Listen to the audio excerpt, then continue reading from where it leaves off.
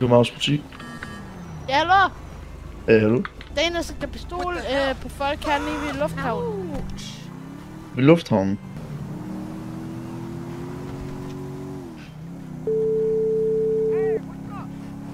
Maus butik. Ja, hallo? Ja, hallo? Hallo? Ved du, hvor det er, man får lockpicks inden?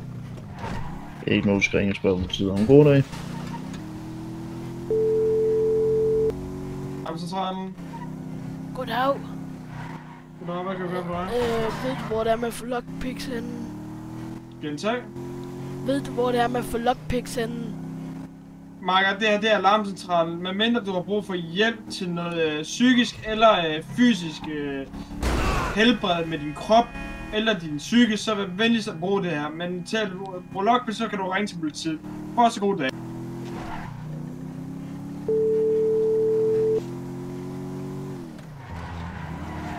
Hallo? Maus politi.